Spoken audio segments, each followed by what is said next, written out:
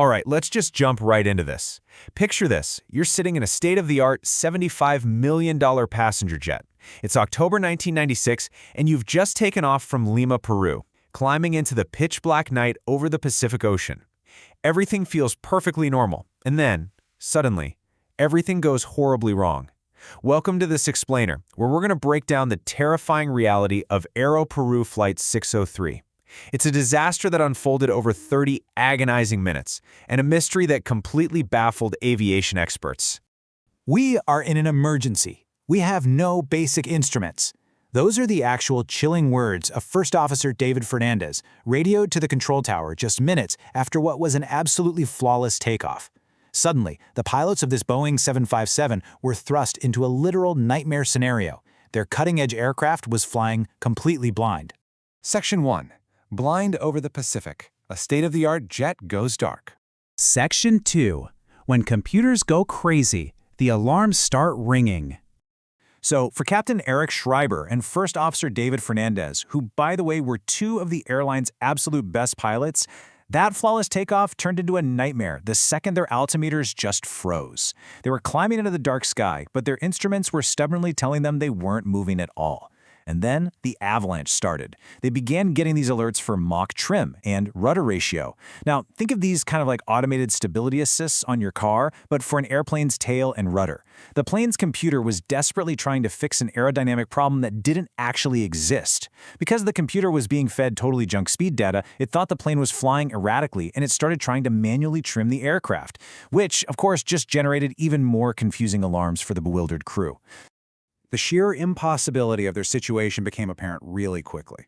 The computers were firing off completely contradictory alarms all at the exact same time. The cockpit was just blaring with an overspeed warning, screaming that they were flying so fast the plane might literally tear itself apart. But simultaneously, they're getting a stall warning, telling them they were flying so slow they were about to fall out of the sky. Oh, and to top it all off, a ground proximity warning was yelling that they were too low. I mean, you literally cannot be flying too fast, too slow, and too low all at once. It completely defies physics. And to make matters even more terrifying, the stick shaker activated. Now, if you're not familiar, this isn't just some flashing light on a dashboard. It is a violent, incredibly loud mechanical vibration of the pilot's control column. It is specifically designed to physically jolt a pilot into realizing, hey, you are about to stall and fall out of the sky. Imagine sitting in a pitch-black cockpit, completely disoriented, alarms are blaring in your ears, and the very steering wheel in your hands starts violently shaking. It was a desperate, chaotic battle between human pilots and a completely deranged machine. Now, you might be wondering, why didn't air traffic control help them out? Well, when the pilots asked the tower for their altitude and speed, the tower confidently told them they were safely at 10,000 feet. But in reality, the plane was steadily descending straight toward the water. The really tragic irony here is that air traffic control's radar was simply receiving its data from the exact same broken computers on that 757. The pilots were unknowingly being fed back their own junk data by the one person they trusted to guide them to safety. Section 3. The fatal descent. Trusting the wrong instruments. Exhausted and just completely disoriented by the shaken controls, the bells, the horns, Captain Schreiber tried to intercept an instrument landing system to find the runway. But because they were relying on that false 10,000-foot reading from the tower, they were actually flying straight down toward the pitch-black ocean. That sudden, horrifying realization was captured on the cockpit voice recorder. The mechanical voice of the plane screamed, "Too low terrain," and then the pilots realized the terrible truth. "We're hitting water. Pull it up." Despite the tower insisting just moments before that they were at 9,700 feet, the plane's wing clipped the surface of the Pacific. 70. That is the number of lives lost that night. The 757 hit the water at high speed, completely shattering upon impact and sinking into a tight debris field in the dark ocean. There were absolutely no survivors. Section 4. Uncovering the mystery, the search for answers. The Peruvian investigation was led by Guido Fernandez, and tragically, his own nephew was actually the co-pilot of that doomed flight. But despite that immense emotional weight, Guido and the U.S. National Transportation Safety Board moved incredibly methodically. Step 1, they located the tight debris field. This was crucial because it proved the plane hadn't broken up in midair, it was flown intact right into the water. Next, they brought in U.S. Navy robotic vehicles to retrieve the black boxes from the bottom of the ocean. Third, they digitized the faint cockpit audio, filtering it so they could hear the exact alarms going off. And finally, Based on that specific audio, they knew they had to recover some very specific pieces from the outside of the plane, the static ports. So, what exactly is a pitot-static system? Well, it relies on these small holes on the outside of the aircraft.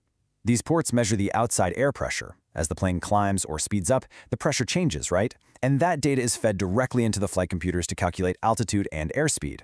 If these ports are blocked in any way, the computer receives static, trapped sea-level air pressure. And that is what causes all those highly advanced modern systems to completely glitch out. Section 5. A $2 mistake. The fatal flaw. When those robotic submarines finally found Captain Schreiber's static port down on the ocean floor, investigators were absolutely stunned. This entire $75 million aircraft was brought down by a $2 piece of silver duct tape. You see, before the flight, maintenance workers were cleaning the aircraft. A worker placed tape over the static ports to protect them from the harsh cleaning fluids, which is a totally standard procedure. But he used the wrong kind of tape, and tragically, he just forgot to remove it. You know, aviation disasters are rarely just one single mistake. It's almost always a chain of failures. First, the maintenance worker forgets the tape. Second, the quality inspector, the guy whose literal job it is to check that work, fails to do so. Third, the shift supervisor, who normally oversees the line, happened to be out sick that night. And finally, during the pre-flight walk-around, the captain missed it. But why? Well, because the maintenance worker used silver duct tape on a silver fuselage high up on the plane in the dead of night. 4 layers of human error stacked up to seal the fate of Flight 603. Section 6. The Legacy of Flight 603. Lessons Written in Blood. In the aftermath of all this, multi-million-dollar lawsuits were filed against Boeing. The argument was based on a concept called foreseeable misuse. Basically, that Boeing should have known workers might forget the tape if cleaning required the ports to be covered in the first place. But honestly, the most frustrating part of this entire tragedy? Just 8 months prior, in February 1996, a Bergenair 757 crashed in the Dominican Republic for the exact same reason, a blocked pitot tube. The industry knew about this flaw. Warnings and bulletins were issued to airlines in May. But because of poor communication within the highly competitive aviation industry, Aeroperu hadn't implemented the new safety procedures by October. The warnings just arrived too late. Ultimately, the blame and the consequences were distributed across the board. Boeing settled the lawsuits out of court for an average of $1 million per victim, acknowledging that they needed to design systems that account for simple, everyday human errors. Aeroperu, which was already struggling financially, couldn't survive the massive debt and reputational fallout. They went bankrupt in 1999. And that maintenance worker, making just $2 an hour down in Peru, he was sent to jail for negligence. When analyzing the crash, one veteran pilot noted a really dangerous shift in modern flying. He said, "It always becomes a problem when pilots are reduced to be push-buttonists. A human being should be in charge. When you're faced with a barrage of false computer warnings, the instinct to trust the machine completely overrides the instinct to just fly the plane by the basics, attitude and power. Man versus machine is a tension we are absolutely still navigating today." Which leaves us with this pretty provocative thought. As our machines become infinitely smarter, more automated, and more complex, how do we ensure the humans inside them never lose the fundamental ability to fly blind when the computers eventually fail? Thank you so much for joining me for this explainer. Keep questioning, keep learning, and I'll see you next time.